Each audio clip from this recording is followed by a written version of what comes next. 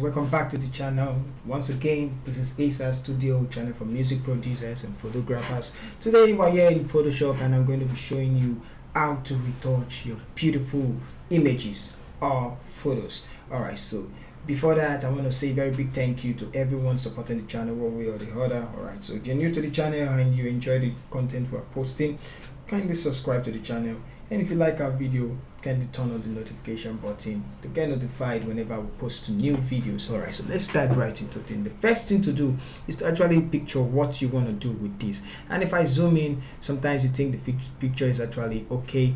You know that, oh, I need some frequency separation and I need also to do some color correction, and after that we can actually enhance the photo and then we're done. So that's what we're going to be doing in this video: frequency separation, color correction, and something like enhancement and color grading. All right, so let's start. The first thing to do, frequency separation. All right, so you all know how to do frequency separation. For those of you that are new, click on the layer, Ctrl J twice, and then make this one rename color, and then rename this one texture. But if you have a frequency separation action, or you don't know how to do frequency separation, there are a lot of videos online for that. So quickly, I'm just going to run that. So for the color layer, I'm going to go to filter. Let's turn off this one, go to filter, blur, Gaussian blur, and then we're going to blur it. Just, I think that's actually okay for me. Or let's bring it back a little. I just need a little bit blur. I think that's actually looking fine for me. 6, if at all we can go lower, but let's leave it at 6. 6 is okay, it's okay. And then we'll go to the texture layer, turn it off, go to image, apply image, and then the layer color should be selected and blending mode should be subtract, and just follow the setting to 128 and then okay. There are a lot of videos online for that. I'm going to turn this one to linear light, and then I'm going to group the two together. So we're back with our image. And just for those of you that are new, for the color layer you're going to use the mixer tool brush to blend, and for the texture layer you're going to use the clone stamp tool. So I'm going to pause the video and I'm going to quickly do the frequency separation, and I'm going to show you what I did. Alright, so I'm done with the frequency separation, and you can see before and after. You can take a zoom in and see before and then after. So let's move to the next step. Next step, creating a stand visible layer. And after creating a stand visible layer, we can then go to the filter, camera raw filter, and let's make some correction.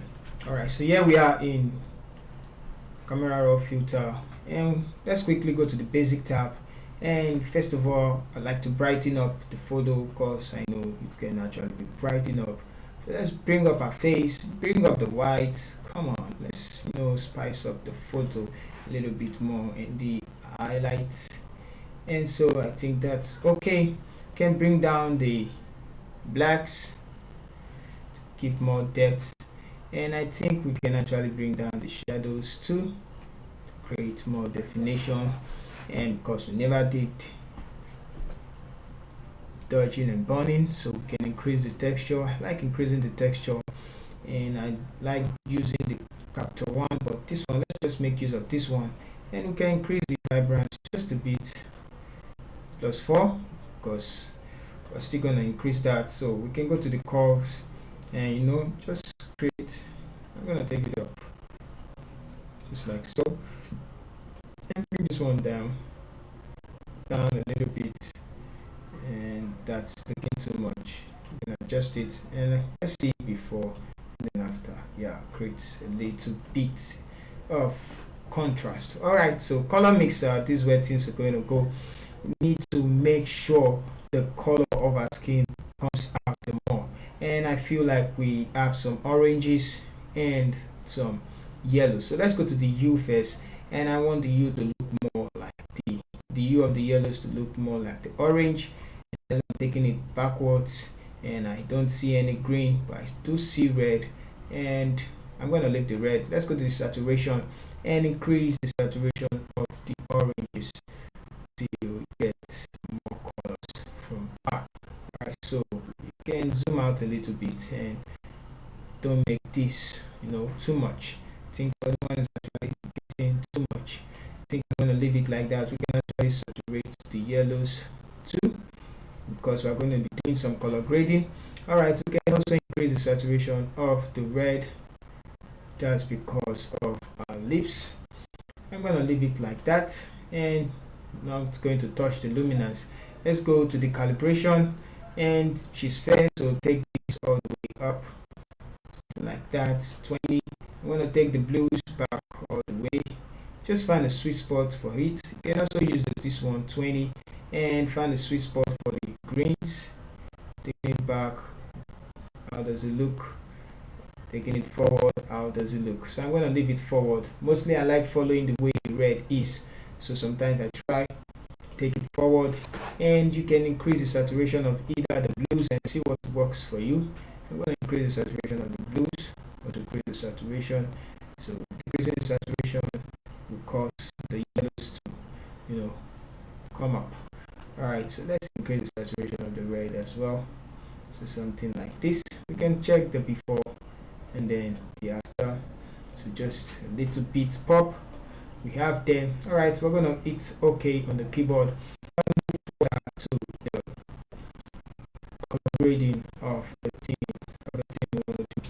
Alright, so quickly you can see the before and the after, the before and the after. Alright, so that's not the end. We still need to do more. Let's start with the exposure, and I'm going to increase the gamma just to make things a little bit defined. So just like that, and I'm going to cancel that. It's just to give it some more definition, and you can see what it does to the photo.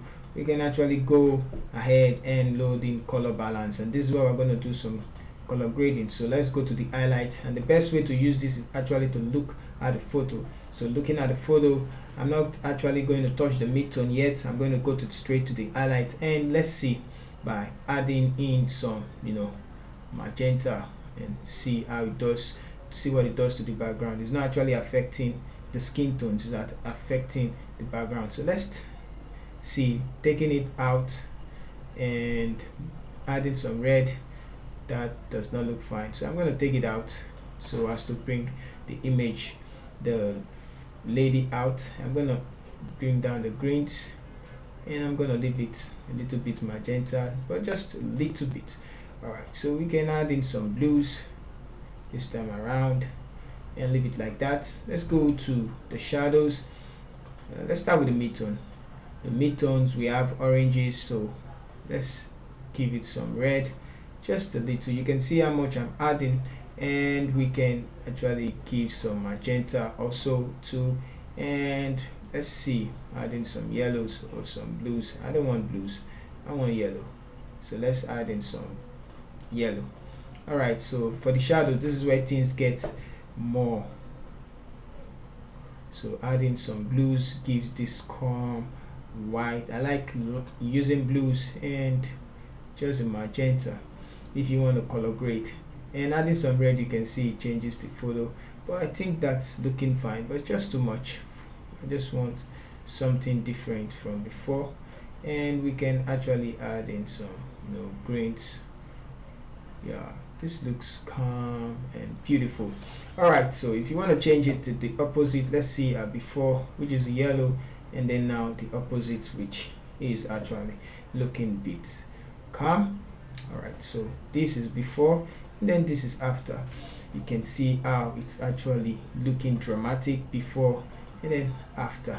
Alright, so this is where we're going to actually end the photo retouching. If you like the video, hit the like button. If you are new to the channel, subscribe, and see you in the next video. Thank you.